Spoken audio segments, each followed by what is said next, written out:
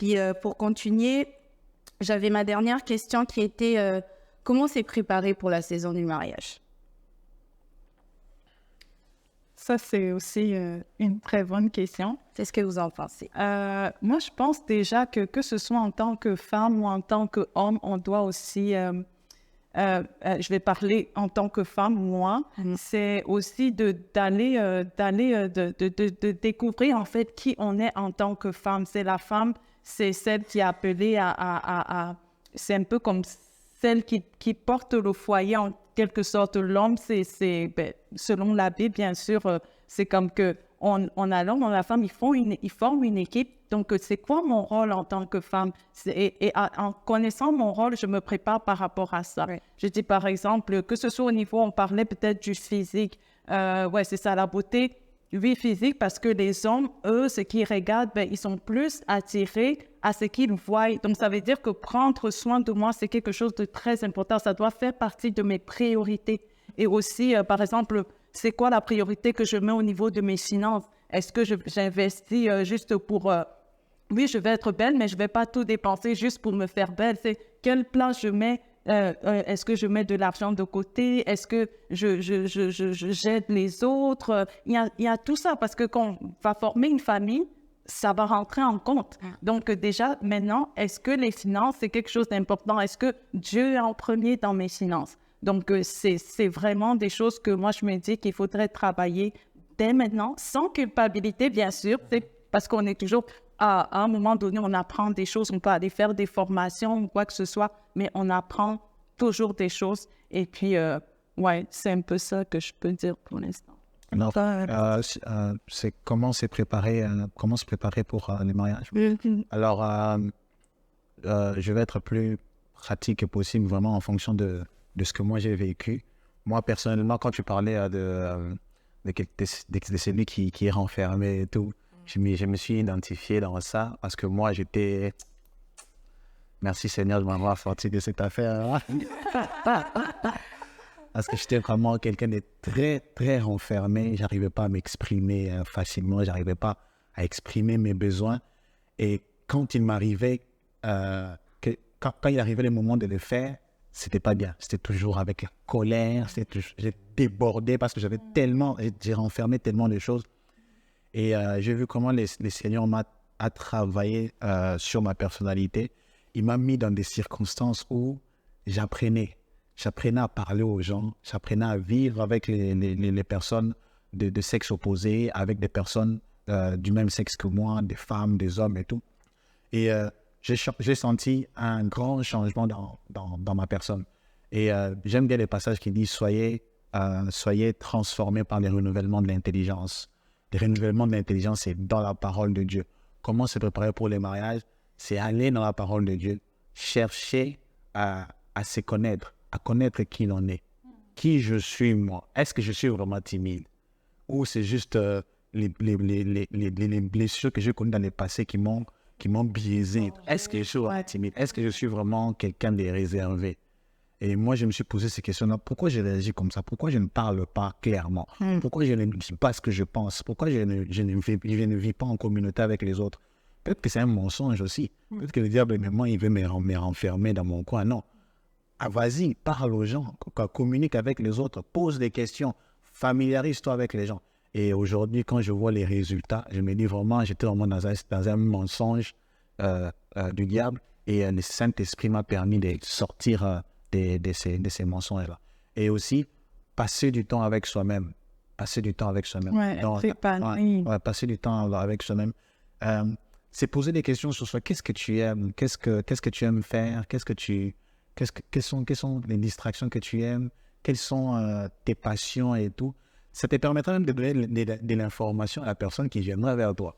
Parce que quand la personne qui veut passer sa vie avec toi, elle viendra vers toi, il va vouloir te connaître. Ouais. Mais si toi, tu ne te connais pas, quelle information tu donneras à la personne? Oui. C'est un des inconnus, on ne connaissait pas. Et parce que quand tu passes du temps avec soi, tu passes du temps avec Dieu. Dieu, il est le créateur, c'est lui qui t'a créé. Il sait pourquoi il t'a envoyé ici sur terre. Et c'est lui qui doit te dire, je t'ai envoyé pour ça, pour ça, pour ça. Et toi, dans ton coin, quand tu passes du temps seul, tu regardes tes réactions, tu vois tes goûts, tu vois ce que tu aimes. et tu te dis, voilà, j'arrive à me connaître. Et quand la personne vient tu dis, tu vois ça, moi j'aime ceci, moi j'aime cela, moi j'aime faire ceci, moi j'aime procéder comme ça. Et vous allez voir que vous allez passer tous ces temps-là dans la paix, dans la joie et dans l'amour. Amen. Bon, juste pour ajouter à tout ce que vous avez dit, c'est très bon. Juste pour ajouter, je dirais aussi, mais il y a toutes sortes de choses qui existent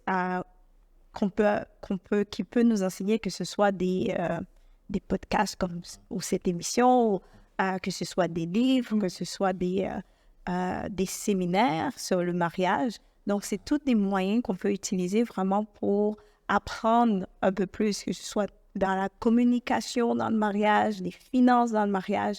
Donc, bref, il y a plein de sujets qui sont couverts par ces différents articles ou formations. Donc, c'est des choses que les gens peuvent accéder. Donc, on a parlé du Saint-Esprit et ça, c'est très important. Ouais. Celui qui est capable de révéler qui on est et où on va, c'est vraiment le Saint-Esprit. J'aime ce que tu dis parce que moi aussi, j'avais marqué, tu sais, connaître le plan de Dieu pour sa vie. C'est important parce que quand on connaît le plan de Dieu pour sa vie aussi, ça te donne une vision de toi-même, tu sais, comment le Seigneur me voit, où est-ce que je vais et qui doit être proche de moi. C'est qui la personne avec qui je dois partager ma vie. Et aussi, c'est connaître soi-même, comme tu viens de dire, Aristide, c'est très important parce que tu dois fournir de l'information. On ne va pas te dire c'est quoi ta couleur préférée, puis tu es comme « Ah, j'ai pas de couleur préférée », des trucs comme ça. Puis aussi identifier, c'est qu'on recherche vraiment chez l'autre. Puis quand on identifie, c'est là, tu sais, ça amène aussi à avoir des critères. Des critères, c'est comme un repère, c'est comme une boussole.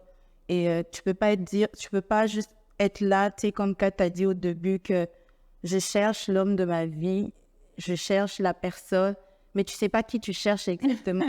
Tu sais, il doit avoir des critères, il doit avoir un repère où tu te dis, tu sais, je suis en train de chercher tel genre de personne, une boussole qui va t'orienter par rapport à ça. Et c'est quoi tes critères, Déborah? On va parler de mes critères à la prochaine émission. Non, mais non, et voilà, on va parler de mes critères à la prochaine émission. Et, voilà, moi, j'étais ravie de partager ce moment avec vous. C'était vraiment très, très édifiant. Et au début, on a commencé vraiment d'abord à savoir pourquoi on devait se préparer. Puis on a parlé de sémences et tout. C'est très important d'en tenir compte, de qu'est-ce qu'on doit exactement travailler. Puis moi, ce que j'ai aimé le plus, c'est vraiment de commencer par sa relation avec le Seigneur. Puis parce qu'après, c'est le Saint-Esprit qui vient vraiment aussi faire le travail en nous, en tant que personne. Et au final aussi, comment s'y préparer. Puis on a aimé le point qu'on a tous avancé, surtout par rapport à connaître Dieu, connaître soi-même aussi, et aussi pouvoir identifier la personne et avec les critères qui vont avec. Et voilà, tu as quelque chose à rajouter, Kat? Oui, en fait, parlant de critères, je peux dire aussi, on peut avoir des critères, mais je ne sais pas si vous connaissez la loi de l'attraction, on attire qui on est. Ouais, donc, on peut avoir des critères. Nos critères, c'est bien, mais si on est quelqu'un blessé, on va attirer quelqu'un blessé. Donc, c'est encore une raison encore fondamentale d'aller vraiment travailler, de devenir cette personne qu'on veut attirer. Donc, en avant, un beau partage et on aurait pu continuer pendant longtemps sur ce sujet. Exactement. Et juste pour terminer, c'est dire que on a vu, on a un peu baptisé, si je peux dire, le mariage comme une semence. N'attendez pas pour dire je rentre dans le mariage puis je vais mettre de l'engrais. Donc, si c'est pas la bonne terre, si cette semence ne tombe pas dans la bonne terre, que vous mettez de l'engrais, que vous avez des belles maisons, que vous avez des enfants, que peu importe ce que vous avez pour venir attiser ce qui ne va pas, ça ne marchera pas. Donc, cet engrais ne marchera pas. Donc, j'étais vraiment contente d'échanger avec vous. Merci de nous avoir oui, ça m'a fait plaisir. Ça nous a fait plaisir. Et à la maison. J'espère que vous avez été bénis, puis qu'on vous a communiqué quelque chose. Et on espère vous revoir la prochaine fois. Inscrivez-vous à notre chaîne et on espère vraiment que ces quelques conseils sauront vous aider dans votre préparation pour le mariage. Et maintenant, c'est à ton tour.